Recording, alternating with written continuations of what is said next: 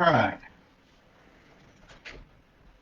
We are going to the Bible, specifically to the book of Ecclesiastes, which is an interesting book of the Bible. It's part of a small section that has come to be called wisdom literature, including Psalms, Proverbs, Ecclesiastes. Oh, I forgot Job first. But anyway, and it's called that because there's a good measure of wisdom that we can get from those. If you look at the book of Job and you study that, you can start to see, when the devil invaded Job's life and basically everything fell apart, we can take lessons from that.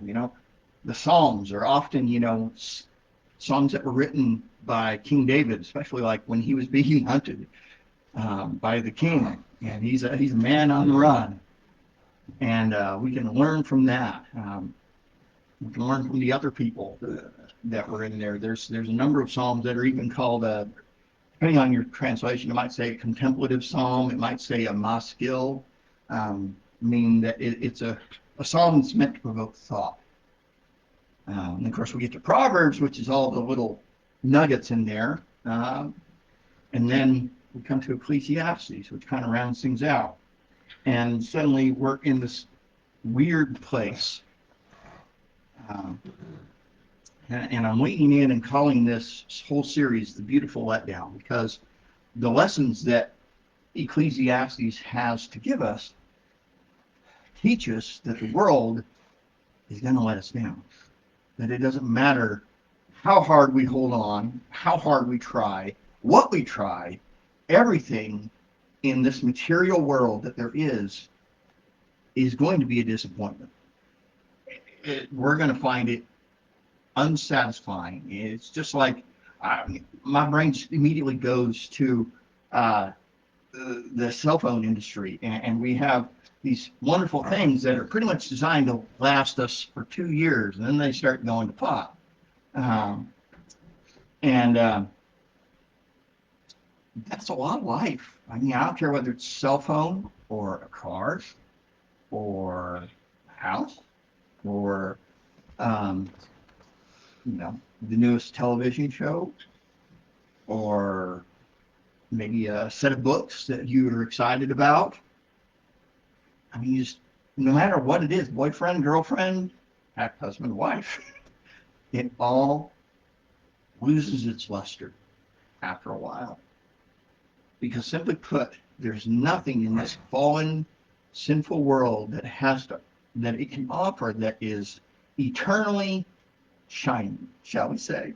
And it's one of the hardest lessons we have to learn, because we see all these commercials, we read all these books, we hear from business experts, and we watch it on TV and in movies and all over the place, and different ones have different things that they're stressing. Some say, hey, chase after pleasure and go ahead and have all the fun you can. And then the next show will come along and it'll say, no, family's where it's at.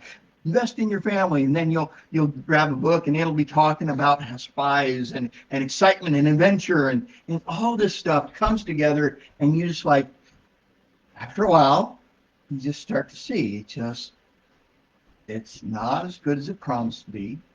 You ever thought that about a movie? It's like all the previews come on, you're like, oh, I can't wait, this is good. And then you get there and you're watching, you're like, all the good parts were in the commercial. I could have saved myself, how much ever a movie ticket costs these days, $50, 100, 200, I don't know. It feels like it. Only if you buy snacks. Only if you buy snacks,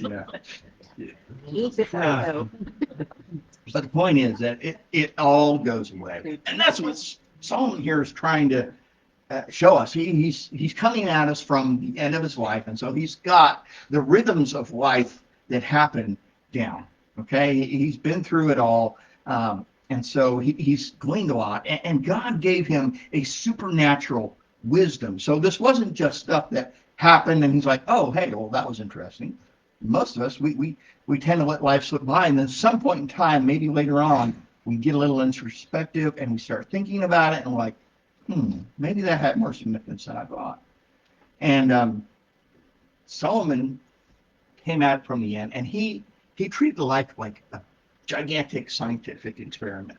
He's like, I'm trying it all scientifically so that I can prove conclusively what's good and what is wrong, what is less than good at the very least.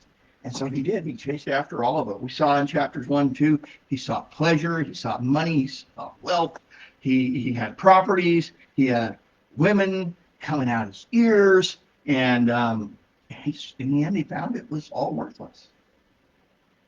And in that way, Ecclesiastes is probably the most raw and honest book in the Bible, because he chases after all of it. And again, this is from the end of his life. And so for him to say, vanity of vanities, it's all vanity, or as the NLT puts it, it's all worthless. For someone at the end of their life to say it was all worthless is just depressing.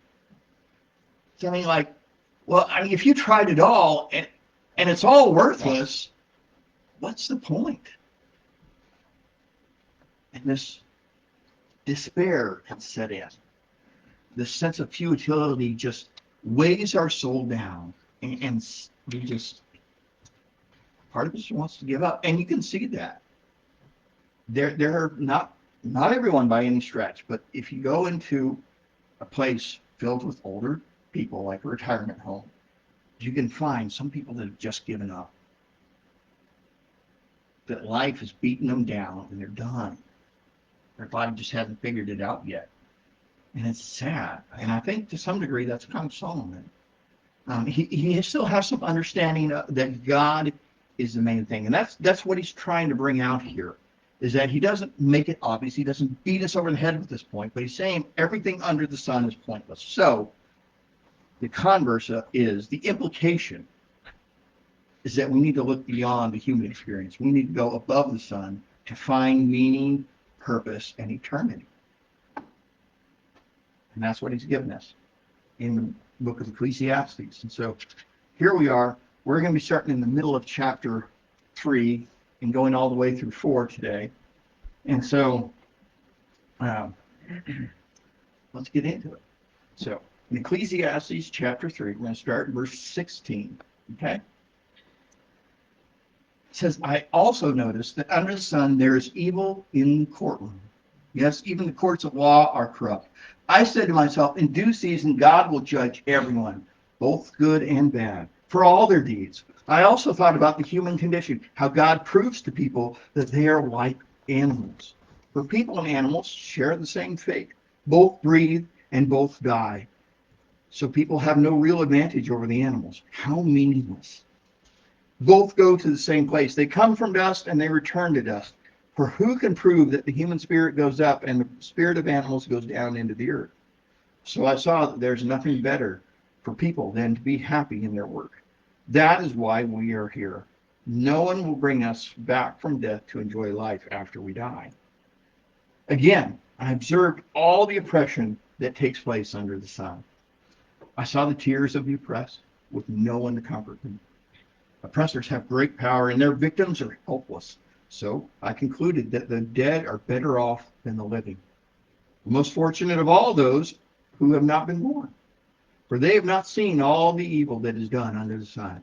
Then I observed that most people are motivated to success because they envy their neighbors. This too is meaningless, like chasing the wind. Fools fold their idol's hand, leading them to ruin. And yet, better to have one handful with quietness than two handfuls with hard work and chasing the wind. I observed yet another example of something meaningless under the sun. This is the case of a man who's all alone, without child or brother, yet who works hard to gain as much wealth as he can. But then he asks himself, who am I working for? Why am I giving up so much pleasure now? It is all meaningless and depressing.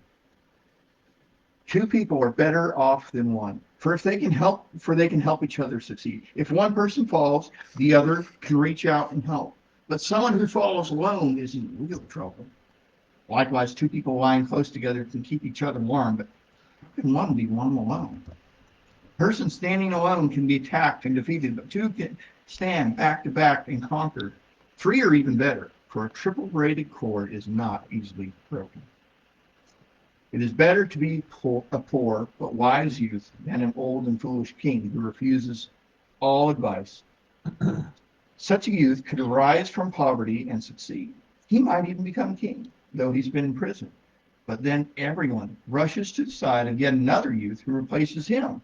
Endless crowds stand around him, but then another generation grows up and rejects him too. So it is all meaningless, like chasing the wind. Pressing, huh? Yeah, like I said, this book does not pull punches. He is not trying to paint a pretty picture. And here in the U.S., like this, I've said before, we love our happy endings. We want a bow tied off at the end. We want to get that car. Matter of fact, we're going to get it at Christmas time with that big bow wrapped on top, right? We love happy endings. And sometimes we're willing to ignore reality to get them. And that works in books and movies and other things where the world is entirely under our control. But I don't know if you guys have noticed by now, but it's not under our control. Not under mine, anyway. And so, naturally, that leads to frustration. But Solomon's got some good things to offer here. Matter of fact, I'm going to read a small chunk from one of the books I'm looking at, talking about what's in verse 16. It says, in verse 16, Solomon uses the term, I have seen. Again, in verse 22, he says, I have seen. In 4 verse 1, he says, I looked again. In 4:4, I have seen. 4:7, I looked again. In 4:15, I have seen. Solomon knows that his conclusion is going to be hard for us to accept. So he wants us to know that he has observed it long and hard. God's design was always that we would have to trust him. But the insanity of life, it makes it that much more necessary. And so you look at verse 16, and it says something, well, it talks about the injustice that we see in courtrooms. I mean, he's talked about how life's hard and unfair, but here he gets in and focuses a little bit higher. It says, I also notice that under the sun there's evil in the courtroom. Yes, even the courts of law are corrupt. I said to myself, in due season God will judge everyone, both good and bad, for their deeds. And so, I mean, this shouldn't be shocking. I know, speaking personally, one of my biggest frustrations that I have with our culture, our society here in the United States of America, is it seems like how politicians always get away scot-free. They're not even brought up on charges most of the time when they do something illegal. There are exceptions, but even then, it seems like usually the price tag is far more minor. And it's true for celebrities too. You know, a celebrity can commit a crime and they get off with a slap on the wrist. Or maybe nothing at all. We rarely throw the book as hard as celebrity or a politician or someone like that as we do. And it's not any different for wealthy. Wealthy people can afford all the great lawyers. Great lawyers win cases that normal people can look at from the outside and say he's guilty of sin, throw the book at him, and yet the legal system, the way it's set up, this lawyer knows how to work it, and they can get him off. Or maybe at least, again, slap on the wrist. And we can look at that and say it's just not fair. For the rest of us, you know, if I screw up and do something illegal, they're going to arrest me and toss me in jail. But that's not the case for everyone. And that's what he's trying to home in on right here. He's saying it's going to happen, that there's corruption in the courtrooms. And I'd like to think that our system is a little better, a little more accountable than back in Solomon's day. But I don't know if that's true. But regardless, the point is that we can't expect totally fair treatment. And this is the cry of all of us from like the point we can talk on. How many times have you heard a toddler yell, "That's not fair"? All it takes is two kids, and really, it probably doesn't even take two kids. Take one kid and an adult, okay? It's like, it's not fair. You get ice cream after I go to bed. Stress. Yep. And it's not fair.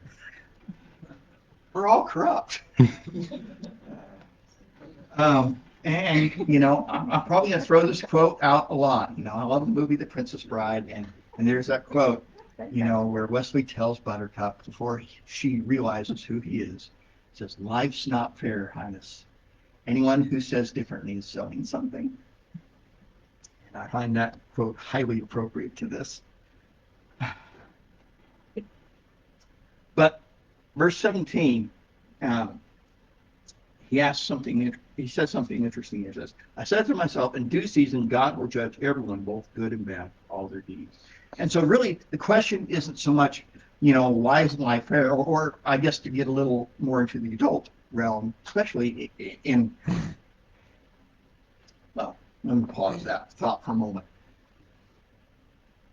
I love, you guys, if you know me very well, I love apologetics, which is the art, the science, whatever you want to call it, of defending Christian faith. I want to have a faith that's not just insubstantial. I want to be able to know the proofs, the evidences, what makes it reasonable. I don't want to have an irrational faith. Okay? Faith always takes a step beyond what the evidence can show us. That's what makes it faith, right? We can't evidence our way into a belief in God and that Jesus Christ is the Son and that he died for our sins and we will live eternally if we trust him. Nothing like that. That's where faith comes in. But I like pulling the rug out from under somebody who says it's unreasonable to be a Christian, because it's not. But the single most common question in apologetics that has to be addressed is the question of evil. Basically, if there's a God who is good and all-powerful, why is there evil in the world? You guys remember when I first started the sermon series up, this is one of the questions I said that we were going to address. There is evil in the world. It's unquestionable. And we just saw a couple weeks ago that Israeli captives have been released at long last, just over 2 years as prisoners to Hamas. The same people who didn't care about the lives of their countrymen and killed old people, young children, babies, raped women when they did it, captured some people and took them. I can't imagine that any one of them got treated well. Life is not fair. If there is a good God who's all-powerful, why is there evil in the world? And we get to this question, and it basically phrased it in different ways. Why doesn't God punish evil? And that's what we usually ask. Why doesn't God punish evil? Because we're looking at it, and Hamas is still around. People who are killing Christians in Pakistan. Sorry, not Pakistan, Afghanistan, my bad. It's still a crime to be a Christian in a lot of places. And it's not just Christianity. In China, there's a group of Muslims, an ethnic group called the Uyghurs, and they have been under persecution from the Chinese government for years now. And it's all over. If there's God, why doesn't he punish evil? And really, what it comes down to is that we need to add one more word to that in order to be really gut level honest about it. If there is a God and he's good, why doesn't he punish evil now? That's the question. Because that's really what's in our heart. Because we want to see Hamas destroyed immediately for the crimes that they did. We want to see the people who commit crimes like that. We want to see the person who, here in the States, if he raped somebody, we want to see it put in prison for a long time. Somebody's murdered. We want to see that either capital punishment or we want to see that person in prison for life. We want it, and we want it now. We don't want to hear about cold cases that have gone 20, 30, 40 years unsolved. We want justice, and we want it now. And God is just. Evil will be punished, but it is not in our timing. That's the thing, is that it will come, but it won't come necessarily when we think it should.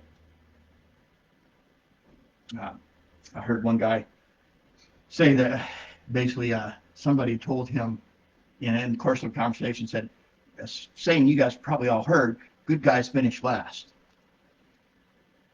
And that guy countered and said, yeah, that bad guys end up in hell. That's true.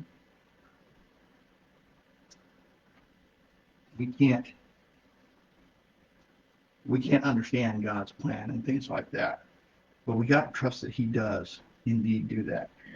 There's a timeline that we have in our own mind, an expectation we set on God, and we expect God to hold to our timeline on things, whether it's our life and our business and whatever else, or whether it's justice across the world and what we think ought to happen.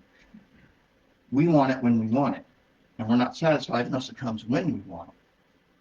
That's not the way it works. Justice does come, though.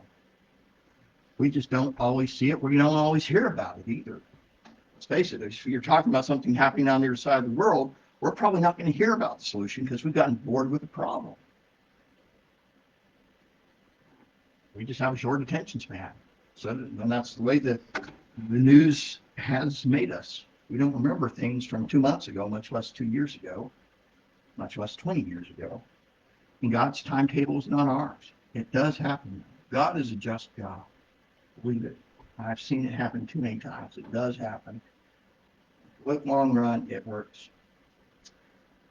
All right, let's move on. Verse 18. He talks, and he changes page a little bit here. It says, I also thought about the human condition, how God proves to people that they are like animals. For people and animals share the same fate. Both breathe and both die. So people have no real advantage over the animals. How meaningless. Both go to the same place. They come from dust and they return to dust. For who can prove that the the human spirit goes up and the spirit of animals goes down to the earth? He gets in and he starts talking about how God, he's trying to tell us that God he tests us in life, okay?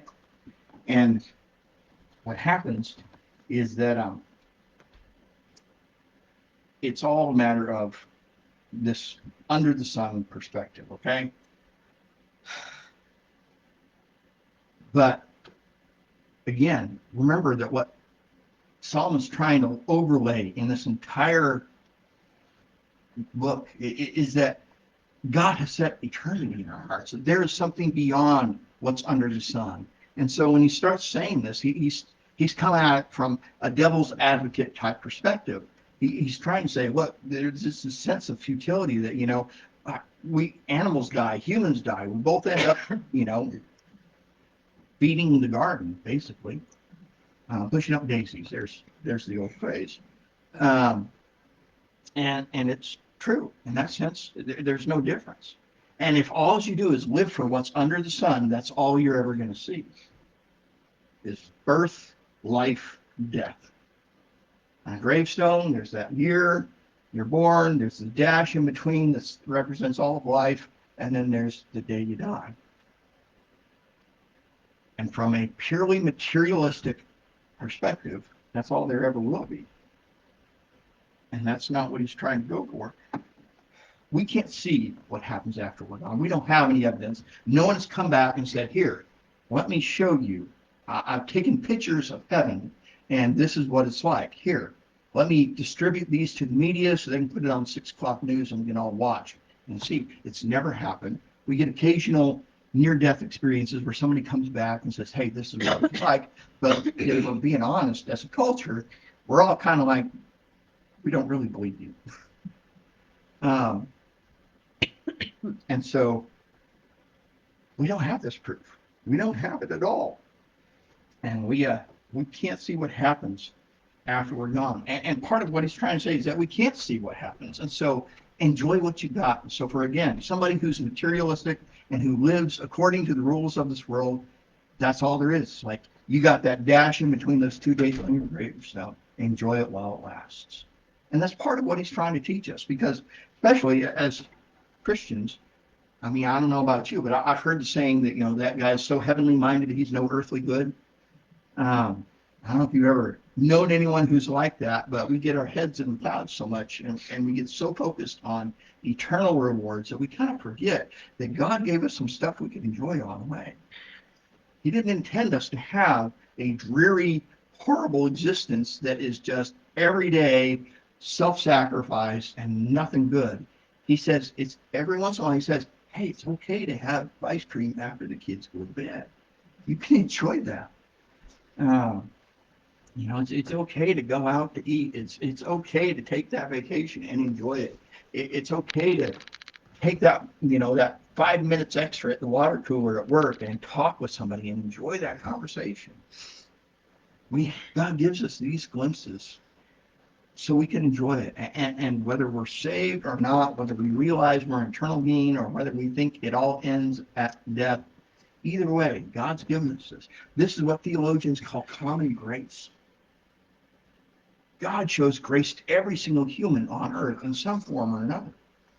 Because if nothing else, every single thing that we've done that is wrong, we don't get punished for right away. I mean, you can ask my family. I probably get more irritated in traffic than anywhere else. I start talking to the guy who cut me off, and I start explaining to him why he's an idiot. And then, probably 10 minutes later, I'm going to cut somebody else off. And I'm hoping that cop sees that guy, but I'm hoping that cop misses it when I do it. We're all guilty. We're all guilty of it. And so we can't expect God to give justice immediately to them and not to us. Thankfully, he does have his own timetable. And sometimes we don't get to see the justice. We don't get to see that person who cut us off get pulled over for a ticket. Because it may happen 3 months later when we're in a different state, All right. Let's see.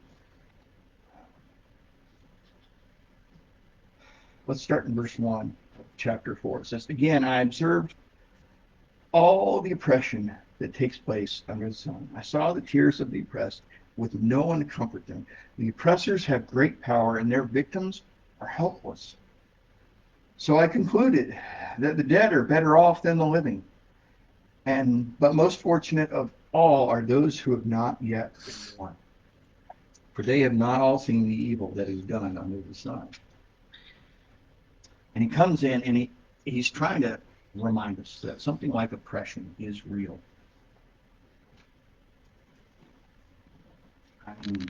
We can think about instances like the Holocaust, where it was huge magnitude of oppression, to the point where they were literally trying to engage in genocide. I read a story about a man who survived the Holocaust, and he founded a nonprofit organization that was dedicated to bringing the people, the Nazis, who had committed these war crimes to justice. And obviously, having been a Jew, or being a Jew, and having survived the Holocaust, he pointed out, people naturally assume that, everything he saw, everything he experienced, all the family members he lost, all of his people that died in that were the motivation. And it was true. I mean, that was a major motivation for him. But he said, really, it came down to one story, one example. He was there doing hard labor outside with a bunch of other Jews, and a carload of Germans comes up, and they grab two people, they bound them together back to back, and then they shot the first guy in the head, and the bullet went through one into the head of the other one. And the only thing that the German who fired the shot had to say, see, told you we've been wasting twice as many bullets as we needed to. That's the level of evil. That's the level of oppression that we have in our world. And it's real. And Solomon's not trying to hide it. And when you see stuff like that, you understand the next few verses when he says stuff like, so I concluded that the dead are better off than the living, but most fortunate of all are those who have not yet been born. For they have not seen all the evil that is done under the sun. Oppression is real. And the odds of there being someone there to comfort whoever's going through it is super rare. I mean, we hear stories about it every once in a while, but it's not common. And the reason we hear stories about it is for that exact reason. It is uncommon. It is rare. And it's natural when all you have is life under the sun to sink into despair when we live in a world that has this level of evil in it. That's not all. He goes on. He says, then I observed that most people are motivated to success because they envy their neighbors. This too is meaningless, like chasing the wind. Fools fold their idle hands and leave them to run. Yet better to have one handful of kindness than two handfuls with hard work and chasing the wind. So he moves from the idea of that, yes, there's oppression. Yes, there's evil in the world. Yes, there's evil in the courtrooms even. And he goes to this idea of what we call chasing after the Joneses. They're keeping up with the Joneses, sorry. And he's going, again, this is all his life, what he has observed over the course of decades. And he's trying to lay it all out and say, I've seen it all, I've experienced it all.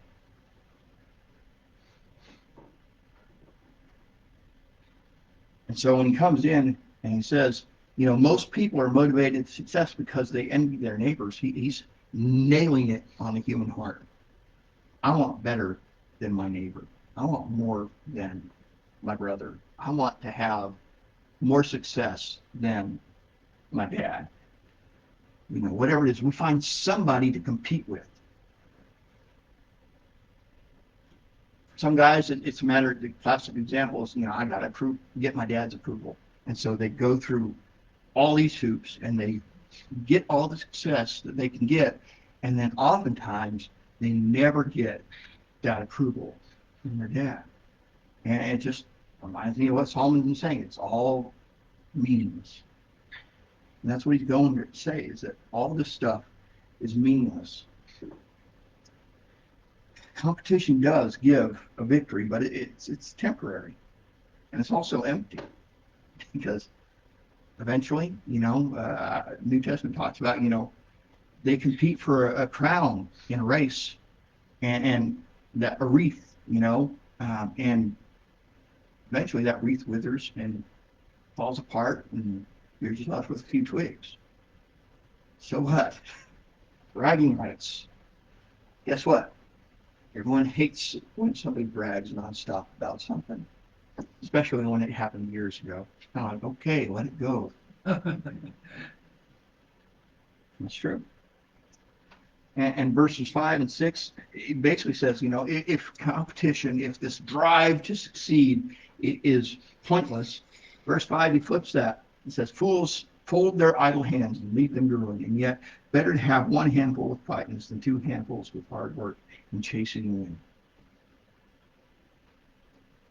He says basically the opposite. When we get lazy, when we take life as easy as we can anyway, or just our whole goal is to enjoy everything, guess what? It all goes away eventually. And just like that wreath that the guy who was competitive strove for, it's all just fades into nothing, basically.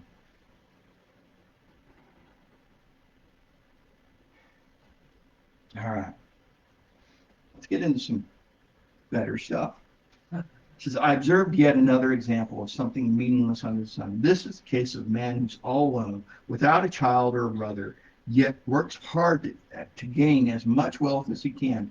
Then he asks himself, who am I working for? Why am I giving up so much pleasure now? It's all so meaningless and depressing. And he's basically just saying that this guy who has no successor, who has no one to inherit even, he's like, what's the point? I mean, I talked before about kind of the problems that come with building up a lot of wealth. Because he uses his own life as an example. Says, I'm king, I acquired all kinds of wealth, properties, and everything, and someday I got to pass this off to my son, and I don't know if my son's going to appreciate it or do well with it or anything. And if you know, biblically speaking, he does not do well with it. He squanders a lot of what Solomon built up. But now he's saying that, you know, if you don't even have that, what happens? In the United States of America, if you die and you have wealth, and you don't have anyone as a successor, what happens? Uncle Sam takes it. Who likes the thought of having to spend their whole life building up wealth just so the government can have it after it's gone? Good enough while we're here. Right. Exactly right. Yeah. But he goes in, he sets things up with that, and then he gets in, and this is where we get one of the most famous parts of the book of Ecclesiastes. Two are better off than one, for they can help each other succeed. If one person falls, the other can reach out and help. But if someone who falls alone is in real trouble. Likewise, two people lying close together can keep each other warm. But how can one be warm alone? A person standing alone can be attacked and defeated, but two can stand back to back and conquer. Three are even better, for a triple braided cord is not easily broken. So they're basically just saying, hey, having someone to work with and somebody to work for is a good thing. There's inherent difficulties that come with having a partner in business. There's inherent difficulties that come with getting married. There's inherent difficulties that come with even just having a boyfriend or a girlfriend. Anytime we build a close relationship with somebody, there's difficulties that come in. But inherently, we do it anyway so often because we understand the value of having somebody who, like he says here, has our back. Having that person who's in the fight with us, who's making sure that our back isn't going to be stabbed by the enemy. Huge value in that. There's such a blessing in that. And that's part of why God sets things up and why he has so much of his commands are regarding the one another's in the New Testament. Love one another, bear one another's burdens, things like that. We see that, and it's Jesus trying to tell us, hey, remember, people are eternal. I'll throw that quote from C.S. Lewis at you again. You have never in your life met a mere mortal. The person to your left, the person to your right, the person in front of you is an eternal being. Like Ecclesiastes says, God has set eternity in the hearts of men. He's built all of us for eternity. And so these people around us that we do things for, that we pour into, that's eternal stuff. So the question becomes, what are we pouring into people? And how much? That's what it's talking about. And when you got someone who's trustworthy, it's such a beautiful thing. Knowing that someone has your back is wonderful. And it relieves anxiety. It helps with depression, whether it's clinical or any other sort. Sometimes it's not an easy solution, don't get me wrong, but it helps. Knowing that you got someone there with you. That's the value of relationships. Let's move on. Verse 13, he changes subjects again. He talks about fame. He says, it is better to be poor but wise youth than an old and foolish king who refuses all advice. Such a youth could rise from poverty and succeed. He might even become king, though he's been in prison. But then everyone rushes to the side of yet another youth who replaces him. Endless crowds gather around him, but then another generation grows up and rejects him too. So it's all meaningless, like chasing the wind. And he basically kind of, in his own way, lays out almost 4 generations here. It's better to be a poor but wise youth then an old and foolish king. So you got the old foolish king is the first generation, then a poor youth. And that poor youth ends up getting out of prison, becomes king, and then it says that, yeah, verse 15 says, but then everyone rushes to the side of yet another youth. So we got a third generation who replaces him. And then we saw in third generation, verse 16 says, endless crowds stand around him, but then another generation shows up and rejects him too. And what he's trying to tell us is, I mean, admittedly, life moves slower back in Solomon's day. We talk about 15 minutes of fame now. It's so true. How many people, I mean, have lasting fame? And it's a pretty short list to come right now to. You look back in time, and the movie stars who were big in the 90s are not big now. Movie stars who were big back in the 60s were not big in the 90s. These days, it's even faster. We have the internet, we have everything at our fingertips, and content providers are constantly seeking something, some new way to do something funny. They recycle each other's material, finding some way to put a spin on it that's their own, and it's their personality. They're putting out videos like minimum is once a week. And if they can get like one out every day, that's what they're probably aiming for. Why? Because they know that if you forget about them, well, it doesn't take long to forget about them. And then the income that they've grown to appreciate goes away. It happens fast.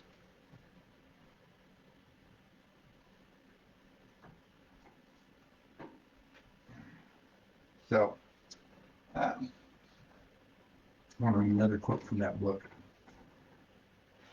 It says, instead, Solomon says, trust God, do good, let the chips fall where they may, and enjoy life. Find some buddies.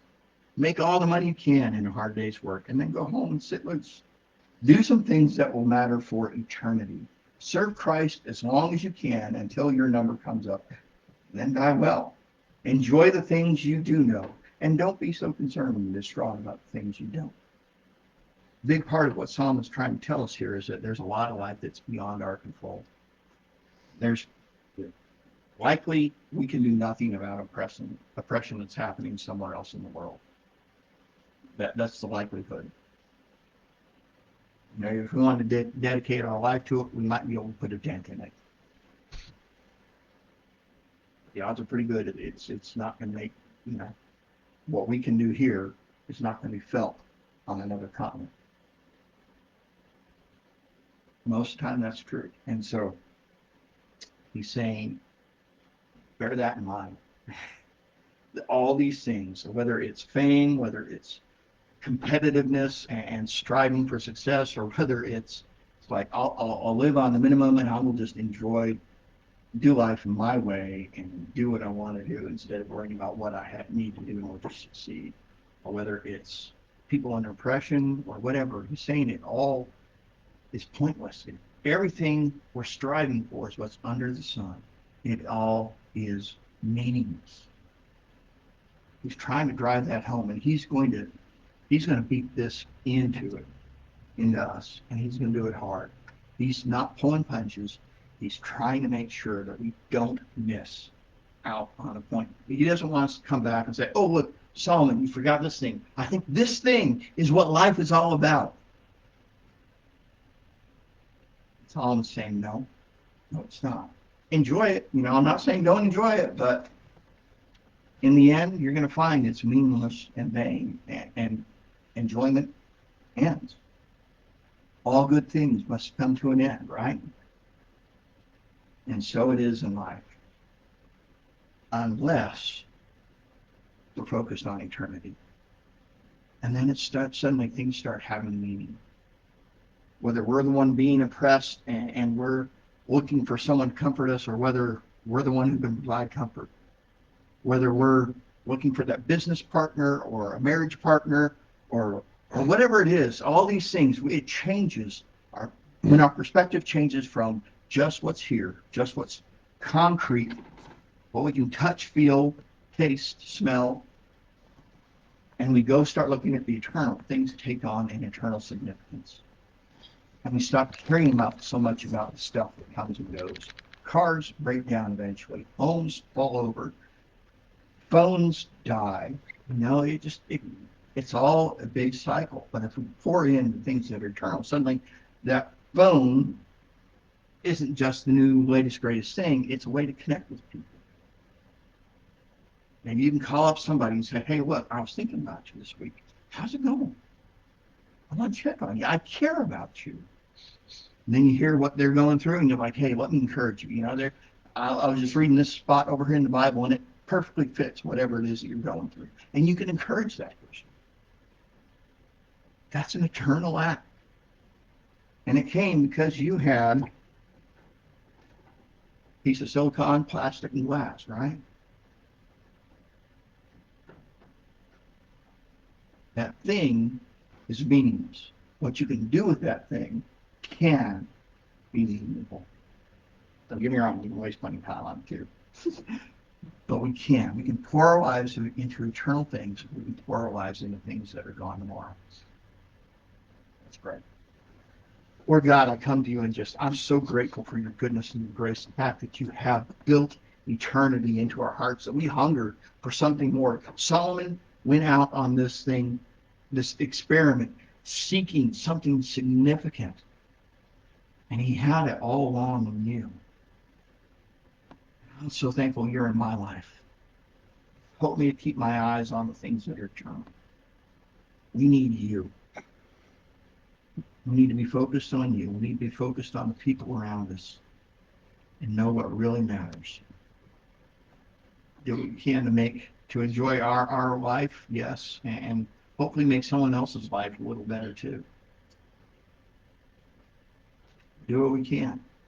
But ultimately, eternity is found in you. Our hope rests entirely in you. I can't earn enough money to buy a ticket to heaven. I can't get the right connections and rub elbows with the right people. No one I know is going to get me into heaven. It's found in you, in your grace alone. I'm so thankful for that. You're so good to us, and I'm so thankful we can trust you.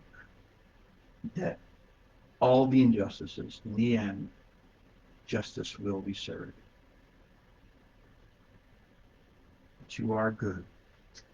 And I know it doesn't happen in the timing I want it to, but I know it's coming. And that's enough. I trust you. You've earned my trust over and over again. Thank you so much. Be with us and remind us this week what our perspectives need to be. Don't let us get caught up in seeking pleasure after pleasure after pleasure and forgetting about eternal things. Call us back. I pray this in the name of Jesus. Amen. Amen.